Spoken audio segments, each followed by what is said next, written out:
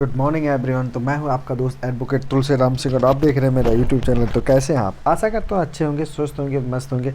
आज मैं लेके आया हूं वाइफ मेंटेनेंस से रिलेटेड बहुत ही लॉजिकल और बहुत ही यूजेबल वीडियो। तो वीडियो को लास्ट तक बने रहिएगा और अच्छे से अच्छा समझने की कोशिश कीजिए। देखिए, हाल में ही राजस्थान उच्च न्यायालय ने कहा कि केवल पत्र पत्नी के चरित्र पर दोष लगाने के लिए पर्याप्त नहीं है। न्यायमूर्ति अशोक कुमार जैन की पीठ ने अतिरिक्त सत्र न्यायाधीश द्वारा पारित आदेश को चुनौती देने वाली याचिका पर सुनवाई कर रहे थे, जिसमें न्यायिक मजिस्ट्रेट प्रथम श्रेणी नाथ द्वारा पारित आदेश के खिलाफ याचिकाकर्ता द्वारा दायर पुनरीक्षण को खारिज कर दिया।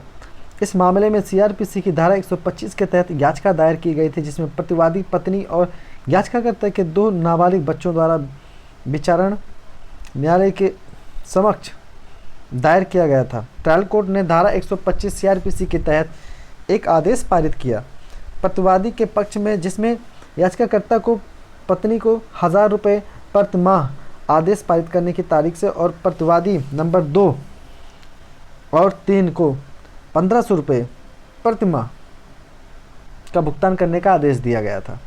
उक्त आदेश को याचिकाकर्ता द्वारा व्यभिचार और याचिकाकर्ता की खराब आर्थिक स्थिति के आधार पर पुनरीक्षण न्यायालय के समक्ष एक आपराधिक पुनरीक्षण याचिका में चुनौती दी गई थी, लेकिन इन 2 आधारों पर विचार करने के बाद इसे खारिज कर दिया गया।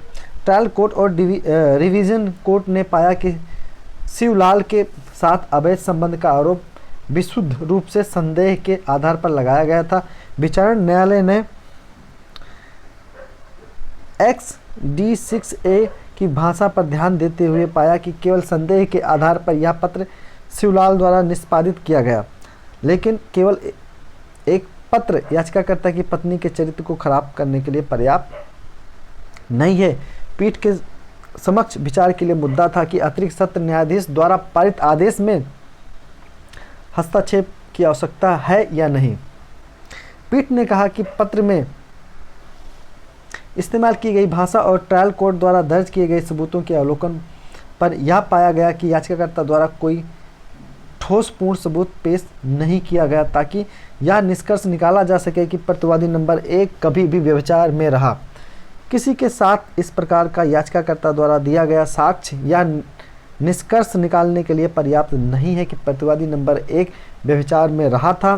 तथ्य यह है कि व्यभिचार के आरोपों के बावजूद याचिकाकर्ता ने प्रतिवादी पत्नी के साथ रहने का प्रयास किया, जिसके लिए उसने हिंदू विवाह अधिनियम की धारा 9 के तहत याचिका दायर की थी कि इस प्रकार के इन तर्कों को स्वीकार नहीं किया जा सकता है। उच्च न्यायालय ने कहा कि याचिकाकर्ता लगातार मुंबई में रह रहा है, जो एक मेट्रो शहर है, और प्रतिवादी नंबर 1 और 3 के लिए प्रति माह 4000 रुपये का रखरखाव, जैसा कि ट्रायल कोर्ट द्वारा आदेश दिया गया है, एक बड़ी राशि नहीं है।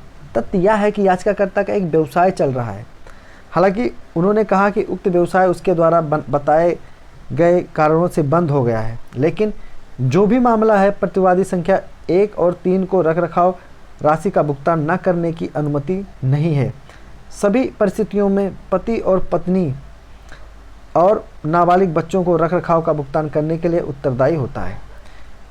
पीठ ने द्वारका प्रसाद तत्पति बनाम विद्युत प्रवाह दीक्षित और अन्य के मामले का उल्लेख किया, जहां सुप्रीम कोर्ट ने माना कि धारा 125 सीआरपीसी के तहत प्रदान किया गया प्रावधान आवारागर्दी और बेसहारापन को रोकने के उद्देश्य से पत्नी और नाबालिग बच्चों के अधिकारों की रक्षा के लिए विस्तारित सामाजिक न्याय का एक उपाय है। उच्च न्यायालय ने पाया कि प्रतिवादी नंबर 1 के खिलाफ लगाए गए बचाव और आरोप ना तो साबित हुए, ना ही भरण पोषण की राशि भुगतान करने से बचने के लिए पर्याप्त हैं, जैसे कि ट्रायल कोर्ट ने सीआरपीसी की धारा 125 के तहत दिया था। उपरोक्त के मद्देनजर रखते हुए खंडपीठ ने याचिका खारिज कर दी।